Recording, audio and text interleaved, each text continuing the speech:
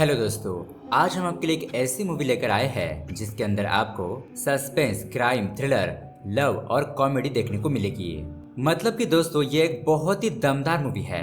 एक बिजनेसमैन अपना प्रॉफिट बढ़ाने के लालच में अपनी प्रेग्नेंट पत्नी को खतरे में डाल देता है, लेकिन फिर वो अपनी पत्नी की जान बचाने के लिए क्या क्या करेगा, यही देखेंगे हम आज की सस्पेंस थ्रिलर कहानी में। इस मूवी के क्लाइमैक्स में आपको एक बहुत ही जबरदस्त ट्विस्ट भी देखने को मिलेगा, इसीलिए दोस्तों वीडियो को एंड तक जरूर देखना।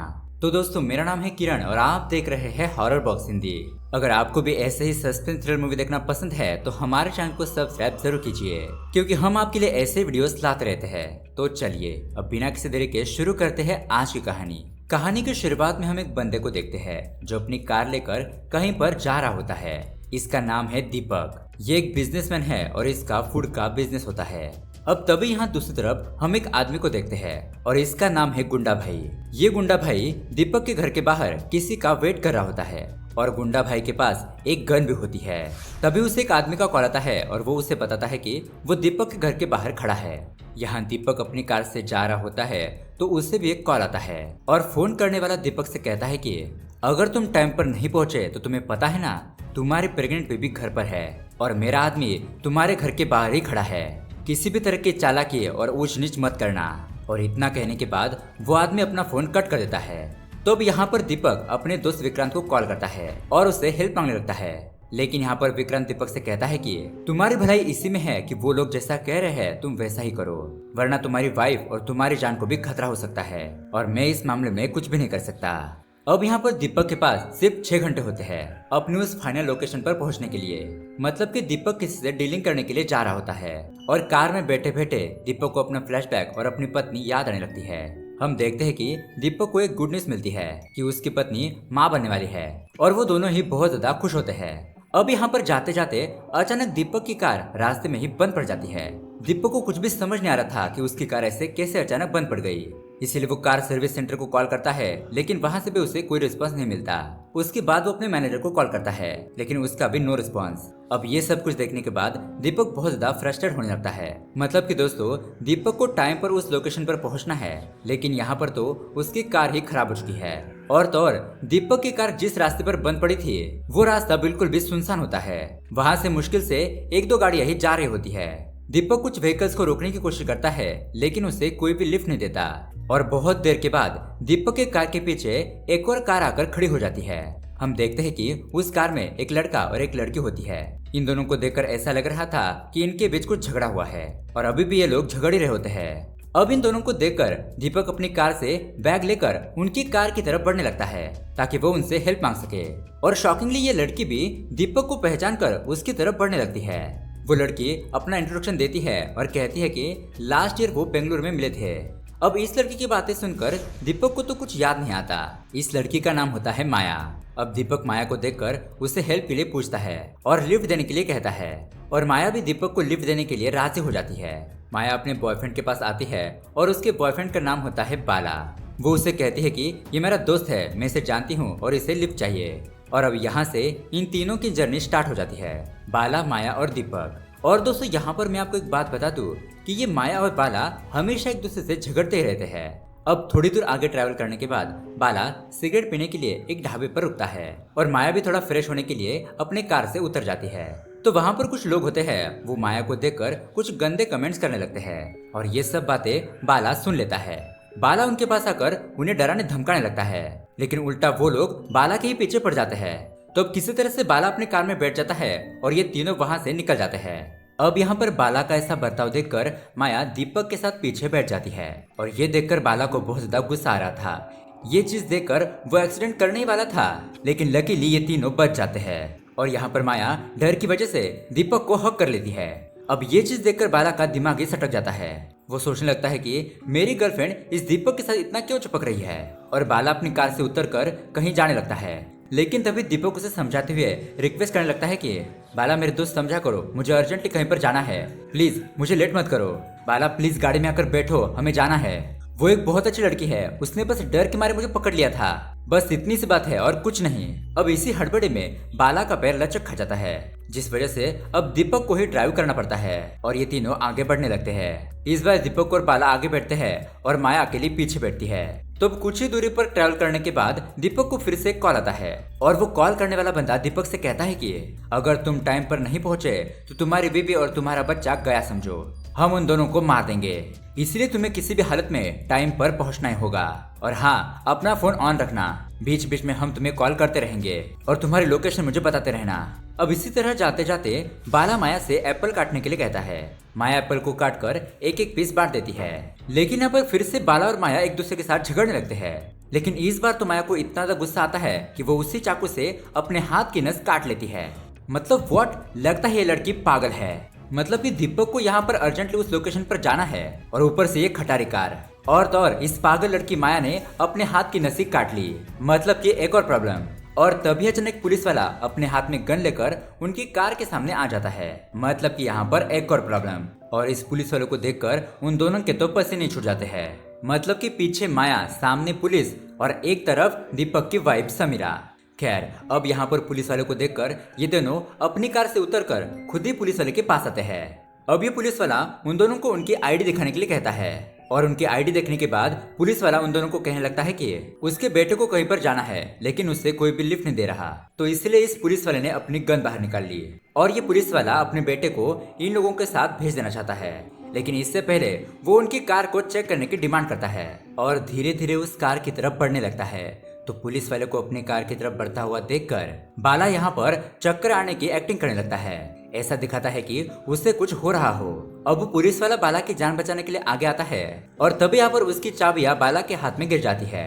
अब ये दोनों इसी मौके का फायदा उठाकर दीपक और बाला यहाँ से निकल जाते हैं। और कुछ ही दूरी पर आने के बाद बाला दीपक से कहता है कि देखो, हम माया को यहीं पर छोड़कर चले जाते हैं। अगर किसी ने हमें माया के साथ देख लिया तो बहुत बड़ी प्रॉब्लम हो जाएगी। लेकिन दीपक बाला से कहता है कि नहीं, हम ऐसा नहीं कर सकते। ऑफ कोर्स वो एक लड़की है और उसे कैसे बीच रास्ते में छोड़ सकते हैं। अब ये लोग आगे बढ़ने लगते हैं और तभी वो पुलिस वाला अपनी बाइक से इनकी कार का पीछा करने लगता है। दीपक और बाला उस पुलिस वाले को देखकर अपनी कार की स्पीड और ज्यादा बढ़ाने लगते हैं, लेकिन आखिरकार वो पुलिस वाला इनकी कार को पकड़ ही लेता है। लेकिन यहाँ पर हमें पता चलता है कि वो पुलिस वाला सिर्फ उसकी चाबियां लेने के लिए आया था। खैर, अब वो पुलिस वाला अपनी चाबियां लेकर वहां से चला जाता है और उसी तरह ये भी अपनी जर्नी कंटिन्यू करते हैं। लेकिन यहाँ पीछे माया के हाथ से बहुत ज्यादा खून बहने लगता है। तो बाला अपनी जेब से एक हैंकी निकाल कर माया के हाथ में बांध देता है। अब वहां से कुछ आगे जाने के बाद बाला दीपक को एक शॉर्टकट रास्ता बताने लगता है, एक कच्चा रास्ता जो उन्हें जल्दी से उस लोकेशन पर पहुंचा देगा। तो अब ये लोग उसी रूट से जाने लगते हैं। लेकिन उस रास्ते से आगे जाने पर बाला को ऐसा लगता है कि ये रूट सही नहीं है। मतलब उससे लगता है कि ये रास्ता गलत है। तो अब सेम उसी टाइम पर रास्ते पर एक बूढ़ा आदमी जा रहा होता है। अब ये रास्ता सही है या नहीं, ये जानने के लिए ये लोग उस आदमी से पूछने लगते हैं। वो बूढ़ा आदमी बताने लगता है कि हाँ, ये रास्ता सही है, लेकिन बेटा एक बात याद रखना, कभी भी तुम अपने गाड़ी से नीचे मत उतरना, वरना तुम चले ही जाओगे। अब थोड़ा आगे जाने पर इन लोगों को एक लड़की दिखाई देती है जो कि बीच रास्ते से ही जा रही होती है।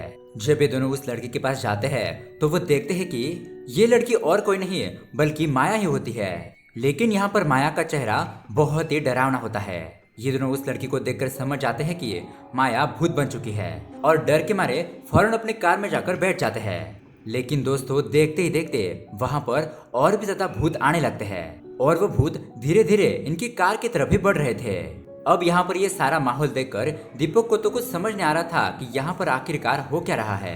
खैर, अभी दोनों फिर से उस रास्ते से वापस से पहले वाले रास्ते पर आते हैं। मतलब कि फिर से मेन रोड को ज्वाइन करते हैं और थोड़ी दूर ट्रेवल करने के बाद ये दोनों एक हॉस्पिटल आ जाते हैं, मतलब माया का इलाज करने के लिए। जी हाँ दोस्तों, माया उनकी ही कार में बेहोश पड़ी होती है और इन सारे झंझटों में दीपक का बहुत सारा टाइम वेस्ट हो रहा होता है। जब बाला, माया और दीपक ये तीनों हॉस्पिटल के अंदर जाते हैं तो यहाँ बाहर उसी वक्त एक कार आती है और उस कार से एक आदमी उतरकर बाला की कार के पास आता है और दीपक की वो बैग चोरी करके वहां से चला जाता है। दरअसल दोस्तों, दीपक की उस बैग में बहुत सारा पैसा था। अब इसी दरमियान हमें एक और फ्लैशबैक दिखाया जाता है। अब एक दिन दीपक बिजनेस के सिलसिले में अपने दोस्त विक्रांत को अपने घर पर बुलाता है और विक्रांत के पास बिजनेस को ग्रो करने का एक बहुत ही जबरदस्त आइडिया होता है। अब यहाँ पर हमें एक और बात पता चलती है कि दीपक की पत्नी समीरा उसकी सोलमेट ही नहीं बल्कि उसकी बिजनेस पार्टनर भी होती है। अब देखते ही देखते विक्रम अपनी जेब से एक छोटी सी बोतल निकालकर टेबल पर रखता है और इन दोनों को समझाने लगता है कि अगर किसी भी खाने में इस चीज को मिला दिया जाए तो कस्टमर्स खुद ब खुद हमारे पास चले आएंगे और ये चीज मैंने यूएसए में ट्राई की है जिससे कि मेरा बिजनेस 40 गुना बढ़ गया था। मतलब कि सिंपल भाषा में बताया जाए तो विक्रम खाने में या फिर दूध के पैकेट्स में इस ड्रग्स को मिलाने की बात कर रहा होता है। अब ये बात सुनने के बाद समीरा वहां से उठकर थोड़ा साइड में चली जाती है। समीरा के पास उसका पति दीपक आता है और वो उससे कहता है कि समीरा, मुझे पता नहीं था कि ये आदमी इस टाइप का है। मैं तो कुछ और ही समझ रहा था और ये आदमी तो कुछ और ही निकला। खैर छोड़ो, मैं इसे मना कर देता हूँ। लेकिन अनफॉर्चुनेटली दीपक किसी तरह उस मामले में फंस जाता है। अब हम आते हैं प्रेजेंट डे पर। बाला दीपक के पास आकर कहता है कि तुम्हें कहीं पर अर्जेंटली जाना था ना, ये लो मेरी गाड़ी लेकर जाओ, मैं यहाँ पर माया का ख्याल रख लूंगा। अब इतनी बात सुनते ही दीपक बाला की कार लेकर वहां से तुरंत ही निकल जाता है। और दोस्तों यहाँ पर आता है बहुत बड़ा ट्विस्ट। यहाँ पर हमें ये बात पता चलती है कि ये सब कुछ एक नाटक है। मतलब कि माया ने अपनी नस काटी ही नहीं थी, वो बस एक्टिंग कर रही थी। और जो आदमी दीपक का बैग लेकर भागा है वो आदमी भी इन्हीं के गैंग में से होता है। अब उसके बाद यहाँ पर एक और ट्विस्ट रिवील होता है। यहाँ बाला समीरा को कॉल करता है और उसे कहता है कि मैडम आपका काम हो गया। और यहाँ पर हमें एक और बात पता चलती है जो कि यह है कि जो आदमी दीपक को कॉल कर रहा था वो और कोई नहीं बल्कि समीरा का ही आदमी था, जो कि फिलहाल समीरा के ही कमरे में है। और ये आदमी और कोई नहीं बल्कि एक पुलिस वाला होता है। अब ये पुलिस वाला समीरा से उसकी असली स्टोरी पूछने लगता है तो समीरा भी इस इंस्पेक्टर को अपनी स्टोरी बताने लगती है। मतलब कि जब विक्रांत बिजनेस की डील करने के लिए दीपक के पास आया था तो उस ड्रग्स की बात सुनकर दीपक ने उसे मना कर दिया था। लेकिन उसके कुछ ही दिन बाद में समीरा को पता चला कि दीपक ने विक्रांत के साथ हाथ मिला लिया है और चोरी चुपके दीपक विक्रांत से मिल रहा था। और इसी तरह दीपक ने 3 करोड़ का लोन भी लिया था। और समीरा को ये बात दीपक के मैनेजर से पता चलती है। तो अब यहाँ पर समीरा अपने हस्बैंड को रास्ते पर लाने के लिए अपने एक फ्रेंड को कांटेक्ट करती है। और यह आदमी कौन है यह हमें कहानी में आगे पता चलेगा। तो दोस्तों समीरा ने इस आदमी के साथ मिलकर ये सब कुछ प्लान किया था। मतलब कि दीपक की कार खराब होना, बाला और माया का रास्ते में मिलना, ये सब कुछ उनका प्लान था। यहाँ पर समीरा एक वाइफ की तरह नहीं बल्कि एक माँ की तरह सोच रही होती है। और दोस्तों यही इस मूवी का मेन कॉन्सेप्ट है। मतलब कि एक पेरेंट्स, एक माँ अपने बच्चे के लिए नहीं बल्कि वो दूसरे बच्चों के लिए भी सोचती है। मतलब वो किसी का भी बच्चा हो। खैर अब यहाँ पर हमें पता चलता है कि इनकी जर्नी के दौरान माया ने दीपक के बैग में से पैसे निकालकर अपने बैग में भर लिए थे और दीपक के बैग में कुछ न्यूज़पेपर रख दिए थे। और इसी तरह माया ने ये सारे पैसे एक बैग से दूसरे बैग ट्रांसफर कर दिए। और दोस्तों उन भूतों के बारे में बात करें तो वो सारे लोग एक्टर होते हैं और वो लोग माया और बाला के जान पहचान वाले ही होते हैं। और उसी तरह समीरा के प्लान के मुताबिक समीरा का वो आदमी हॉस्पिटल के पास आकर उस बैग को हासिल कर लेता है। लेकिन यहाँ पर बेचारे दीपक को तो कुछ भी पता नहीं था। वो समझ रहा है कि उसकी बेबी की जान खतरे में है। खैर फाइनली अब दीपक एक जगह पर आ जाता है जिस जगह पर डील होने वाली होती है। अब यहाँ पर हम देखते हैं कि दीपक के साथ कुछ और भी लोग मौजूद होते हैं जो कि दीपक पर नजरें गड़ाए हुए थे और इनमें से कुछ पुलिस वाले भी होते हैं। और जैसा कि हमें पता है जो आदमी समीरा के साथ मिला है वो एक पुलिस वाला है। खैर अब वहीं पर एक ढाबा होता है तो दीपक अपने पैसों का बैग लेकर उस आदमी को दे देता है और वो ढाबे वाला आदमी दीपक को एक बैग भर के ड्रग्स दे देता है। लेकिन तभी यहाँ पर पता चलता है कि इस बैग में पैसे तो है ही नहीं बल्कि उसमें तो न्यूज़पेपर्स मौजूद है। और ये बात पता चलने के बाद वहाँ पर तुरंत ही फायरिंग होना शुरू हो जाती है। मतलब कि एक तरफ पुलिस वाले होते हैं तो दूसरी तरफ विक्रांत के आदमी। और अब इसी फायरिंग के दौरान दीपक के हाथ पर भी एक गोली लग जाती है। अब यहाँ पर जो आदमी दीपक के घर के बाहर मौजूद था वो दीपक के घर के अंदर चला जाता है और समीरा के साथ जो एक पुलिस वाला होता है वो उसे घायल कर देता है। उसके बाद वो समीरा के पीछे पड़ जाता है और इधर उधर समीरा को ढूंढने लगता है। अब यहाँ पर जो आदमी हॉस्पिटल से पैसे लेकर भाग गया था वो आदमी और समीरा ये दोनों मिलकर उस विलन को मार देते हैं। और ऑफ कोर्स इस विलन को विक्रांत नहीं भेजा होता है। यहाँ इस तरफ हम देखते हैं दीपक अपनी जान बचाने के लिए कार के पास आकर बैठ जाता है और उसके थोड़ी देर बाद सुबह हो जाती है। हम देखते हैं कि वहाँ पर बहुत सारे लोगों की लाशें पड़ी हुई है। मतलब कि जो फायरिंग हुई थी उसी दौरान बहुत सारे लोग मारे गए थे। उसके बाद अब ये पुलिस वाला दीपक को अपने साथ ले जाता है और उसके थोड़ी देर बाद समीरा भी पुलिस स्टेशन पहुँच जाती है। यहाँ पर समीरा दीपक से कहने लगती है कि मैंने तुमसे कहा था ना दीपक, मत करना, लेकिन तुमने मेरी एक भी बात नहीं सुनी। तुम पैसों की लालच में उस डील में फंस गए। मैं तुमसे बार बार पूछती रही, लेकिन तुमने मुझे एक भी बात नहीं बताई और तुम बिना कुछ सोचे समझे विक्रांत के साथ डील करने के लिए राजी हो गए। अब अगली बार तुम ऐसा कुछ भी नहीं करोगे। तो अब दीपक भी अपने बच्चे पर हाथ रखकर कसम खाता है कि वो अगली बार ऐसा काम नहीं करेगा। और दोस्तों उसके बाद विक्रांत को मर्डर और ड्रग्स के केस में अरेस्ट कर लिया जाता है। तो बाहर आने के बाद ये पुलिस वाला समीरा से कहता है कि तुम फिक्र मत करो, कुछ फॉर्मेलिटीज है वो पूरी करने के बाद दीपक घर पर आ जाएगा। समीरा उसे थैंक्स कहती है, लेकिन वो पुलिस वाला समीरा से कहता है कि एक्चुअल में मुझे आपको थैंक्स कहना चाहिए, क्योंकि आपकी वजह से ही ये बहुत बड़ा रैकेट पकड़ा गया। इस रैकेट में और भी कुछ लोग मौजूद हैं, उन्हें भी हम तुरंत ही पकड़ लेंगे। तो दोस्तों इस तरह से समीरा ने एक पत्नी का फर्ज निभाते हुए अपने पति को बचाया और उसी तरह कई सारे बच्चों की जान भी बचाई, क्योंकि वो ड्रग्स वाला प्रोडक्ट अगर मार्केट में आ गया होता तो बहुत लोगों की जान को खतरा होता। और अब इसी प्राउड के साथ समीरा वहां से जाने लगती है। लेकिन दोस्तों अब यहाँ पर एक और बहुत बड़ा ट्विस्ट आता है। हमें यहाँ पर पता चलता है कि ये सब कुछ प्लान दीपक का ही है। जी हाँ दोस्तों, यहाँ पर बात सिंपल सी है, मैं आपको समझा देता हूँ। दरअसल जब विक्रांत दीपक के पास आया था अपना ऑफर लेकर, तो दीपक ने उसी वक्त ठान लिया था कि वो उसका पर्दाफाश कर ही रहेगा और विक्रांत और उसकी गैंग को पुलिस को पकड़वा देगा। इसीलिए दीपक ने इस पुलिस ऑफिसर के साथ मिलकर ये प्लान बनाया था। लेकिन समीरा समझ रही थी कि दीपक विक्रांत के साथ मिला हुआ है और अपने हस्बैंड की जान बचाने के लिए समीरा ने इसी पुलिस ऑफिसर के साथ मिलकर एक और प्लान बनाया। मतलब कि दोस्तों ये दोनों हस्बैंड एंड वाइफ एक दूसरे की जान ही बचाने की कोशिश कर रहे थे। समीरा समझ रही थी कि ये सब कुछ उसका प्लान है, लेकिन एक्चुअल में ये सारा प्लान दीपक का होता है विक्रांत को पकड़वाने का। अब दोस्तों एंड में हम देखते हैं कि दीपक अपनी नींद से जाग जाता है और वो अपनी पत्नी को देखकर बहुत ज्यादा खुश होता है और प्राउड फील करने लगता है। ये मूवी हमें यही मैसेज देती है कि अगर बच्चों को सही परवरिश दी जाए तो सोसाइटी खुद ब खुद अच्छी बन जाएगी। और दोस्तों इसी मैसेज के साथ ये कहानी यहीं पर एंड हो जाती है।